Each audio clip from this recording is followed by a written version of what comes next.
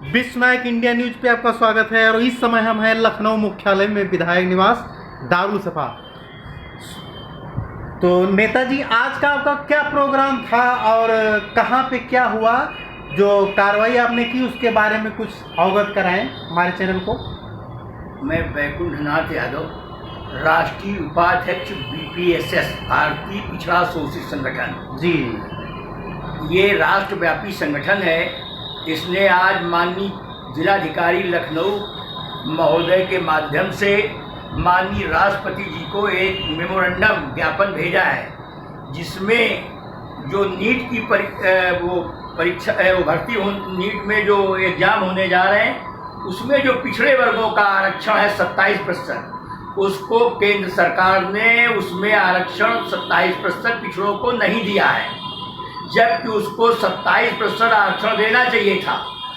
पिछले कई वर्षों से लगभग 11,000 से एवं पद जो इसमें नीट में चयन होने हैं, उनमें आरक्षण का प्राविधान खत्म कर दिया है, जो पिछड़े वर्गों के साथ सरासर अन्याय और उनके हकों के साथ डकैती है। इस संदर्भ में मैंने आज 10-11 मित्रों के साथ माननीय जिलाधिकारी लखनऊ को ज्ञापन दिया है, लखनऊ के माध्यम से ज्ञापन दिया और उनसे अनुरोध किया है कि राष्ट्रपति जी को एक ज्ञापन भेजें।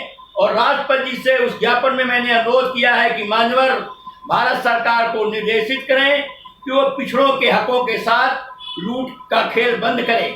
इस देश में जिस कौम की आबादी 52% 1931 में थी, उसके बाद आज तक कोई जनगणना नहीं कराई गई और अब वो संख्या बढ़कर लगभग 60% हो गई है, लेकिन उनके हकों के साथ खिलवाड़ किया जा रहा है। केंद्र सरकार जातिगत गणना नहीं कराना चाहती है, जबकि अनुसूचित जात अनुसूचित जनजात के साथ जो उनका हक था वो डॉक्टर अंबेडकर के प्रयासों से उनको हक मिल गया है, लेकिन पिछड़ा वर्ग आपस में बटा होने के कारण अपना हक नहीं ले रहा है। जिस कौम में हक देने की स्थिति है, जो इतनी बड़ी संख्या में है कि 60% है, और वो हक मांग रही है, उसके साथ केंद्र सरकार, बीजेपी की सरकार उनके हकों के साथ लूट कर रही है। तो हमने राष्ट्रपति जी से महोदय से मांग की है कि केंद्र सरकार को आदेशित करें कि वो इनको 27% आरक्षण दे और पिछड़े वर्गों की जनसंख्या का आंकलन कराएं, उनकी गणना कराएं, उनकी जनसंख्या के आधार पर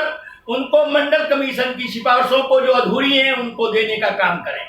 दूसरी बात ये कि जो है उनको जो है पूरे भारत में इन पिछड़े वर्गों को जहां जो उनका हक है, अगर वो नहीं देंगे तो पिछड़ा वर्ग आने वाले विधानसभा और लोकसभा के चुनावों में संगठित होकर केंद्र सरकार का विरोध करेगा और सरकार को मजबूत करेगा कि पिछड़ों का हक आप लूट नहीं सकते हैं। इसी संदर्भ में एक राष्ट्रपति को और प्रधानमंत्री को ज्ञापन दिया गया है और उन्होंने राष्ट्रपति जी को, नगर मजिस्ट्रेट महोदय ने राष्ट्रपति को भेजने का आश्वासन दिया है। और मेरा सवाल एक है मान्यवर आपसे कि जैसे कि इतनी बड़ी संख्या दलितों और पिछड़ों की, सबसे बड़ी आबादी है भारत देश में, तो आज जैसे कि किसान आंदोलन कर रहे हैं तो वहाँ भी दलित पिछड़े उसमें बहुत कम संख्या में हैं। हमने देखा हरियाणा, राजस्थान में वहाँ सबसे ज़्यादा लोग यहाँ बोल रहे हैं, यूपी के पंजाबी सरदार जी हैं। तो इतनी बड़ी संख्या दलित पिछड़ों की है, अगर ये चाहें तो अगर रोड पे 2-4 करोड़ नहीं 10-20-25 लाख ही सभी प्रदेशों में निकल पड़े तो इस तरीके के ज्ञापन ही देने नहीं पड़ेंगे। और सर, जो विधायक सांसद आपके हैं, तो सबसे बड़ी यही वायरिंग की फॉल्ट है आपके समाज में कि एकजुट नहीं है कम्युनिटी, विधायकों और सांसदों में नहीं। जो दलित पिछड़े हैं ये सब सरकार के साथ में है और मलाई खा रहे हैं, अपना फायदा ले रहे हैं, समाज को नहीं देने। तो सर, इन लोगों को कब नए रास्ते पे ला करके अपने समाज को आगे बढ़ाएंगे कि जब तक कि विधायक सांसद भारतीय जनता पार्टी या जो भी शासन सत्ता जिस सरकार की, जो जिस पार्टी की होती है, तो जब तक ये दलित पिछड़े सांसद उनके साथ हैं और अपने समाज की आवाज़ नहीं उठाते, जैसे कि आरक्षण में भी खतरा, स्टूडेंट का भी खतरा, अब ऊपर आप चले जाइए न्यायपालिका में, वहाँ जज दलित पिछड़े वहाँ भी नहीं है, और राष्ट्रपति हमारे महामहिम राष्ट्रपति दलित हैं जबकि, है ना। तो इस आवाज़ को जो अपने समाज के लोग महत्वपूर्ण पदों पर बैठे हुए हैं और अपनी जिम्मेदारी का दायित्व तो नहीं निभा रहे हैं, तो आप अपने समाज में जब एकजुट होकर के अपने विधायक सांसदों को आगाह करेंगे, आगे ये कभी ऐसा ना हो कि उस सरकार के साथ रहें तभी हर जगह आपको अधिकार मिलेंगे। और युवा तो रोड पे हमेशा आने के लिए तैयार होते हैं। तो सर, क्या अपने विधायक सांसदों के लिए कोई रणनीति तैयार की है कि ये सरकार को गिरा सकें?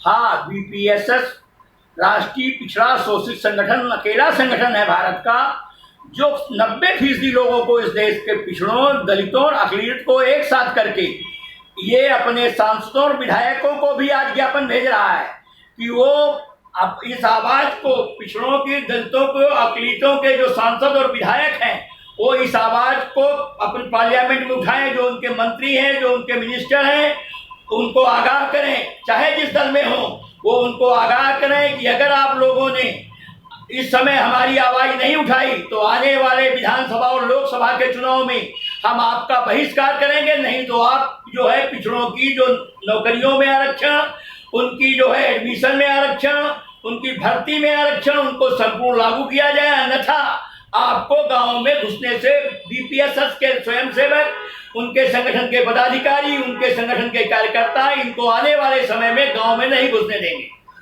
बहुत बहुत बधाई।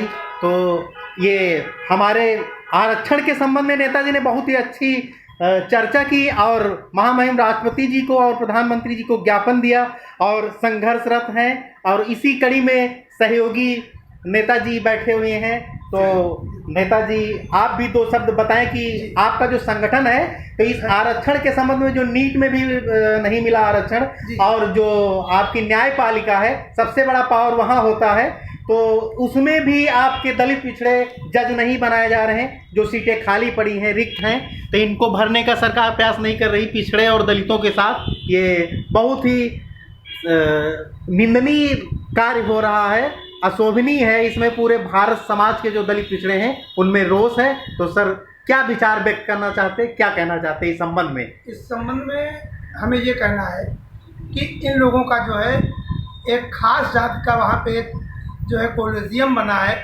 और ये खास जात के लोग जो हैं एक दूसरे को आपस में प्रमोट करते हैं।